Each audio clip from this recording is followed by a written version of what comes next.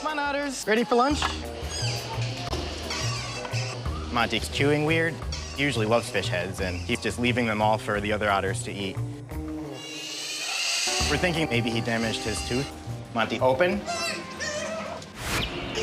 Pink pigeons are endangered. It can be very frustrating to breed them. They are not the brightest birds at all. There's something magical, mystical, spiritual about seeing an elephant. We have 3 elephants at the Bronx Zoo. Come in. Happy, good girl? Happy, good girl? They have strong bonds with each other and with the people who care for them. Happy, speak. That was a good one. If you ask a child to draw a picture of a zoo, chances are they'll draw an animal behind bars. We've got to take that image and change it.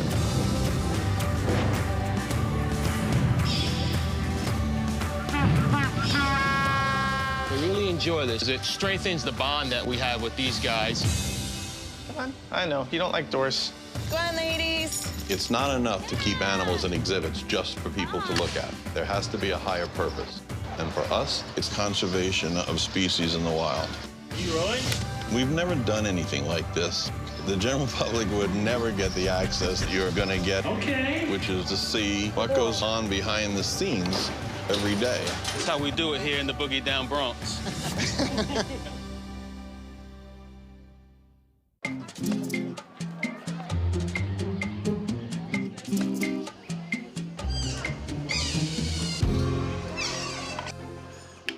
Come on, Otters. Ready for lunch?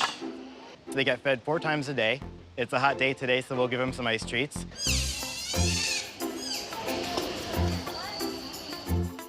Asian small-clawed otters are the smallest species of otter in the world. They're called Asian small-clawed otters because they have really small fingernails. It gives them a lot of manual dexterity when they are looking for food and foraging for different types of fish.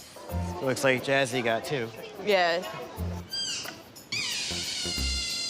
Small-clawed otters make about 12 different vocalizations. They have different whistles, trills, clicks, and they all mean different things. So, as an exhibit animal, they're really cool to come see. They're really, really active and playful. This is our otter family. So we have Jasmine and Gian are the parents, and Monty is the older sibling. He's 2 years old.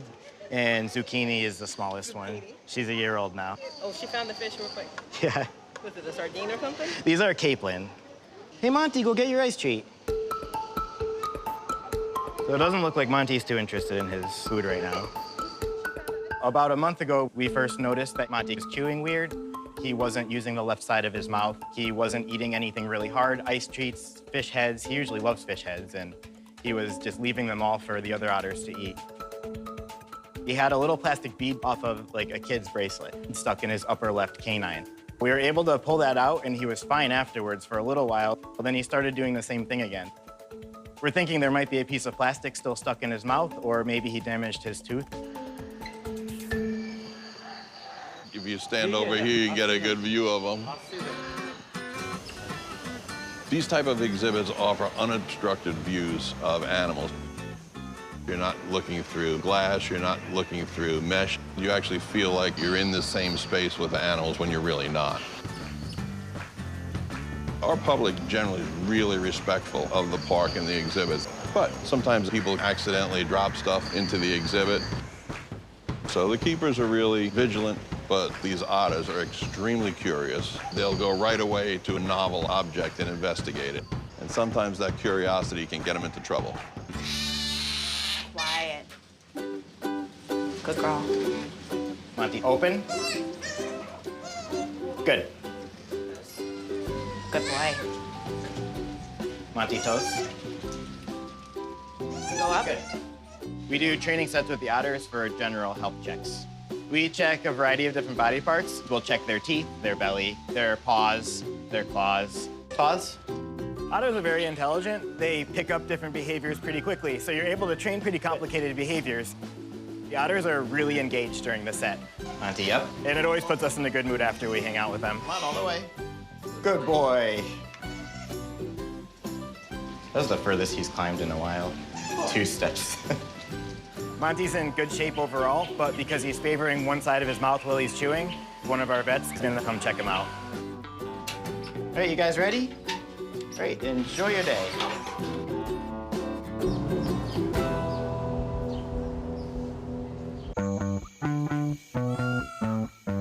This side of the river is really quiet. The only way zoo visitors can come to this side is by the monorail.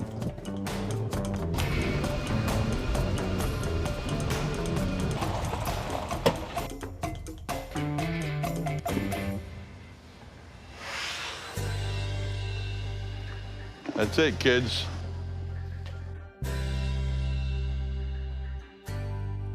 There's something magical, mystical, spiritual about seeing an elephant.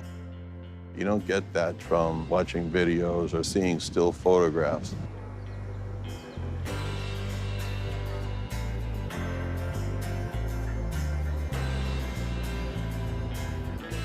Currently, we have 3 elephants at the Bronx Zoo.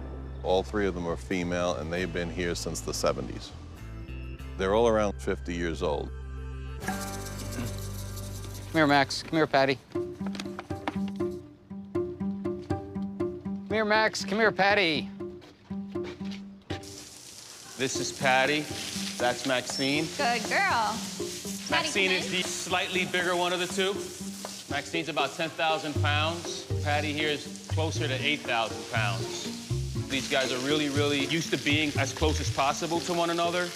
They'll kind of distract one another. So by separating them, gives us the opportunity to give this animal more of our attention. It's really important to get this done first thing in the morning. Gives us an opportunity to get a good look at our elephants. We never go in with these animals. There's always a barrier between us and them. Under. Trunk under. Over there. We only give them treats when they keep their trunks underneath the chains, and the chains are in place to keep them from swinging their trunks too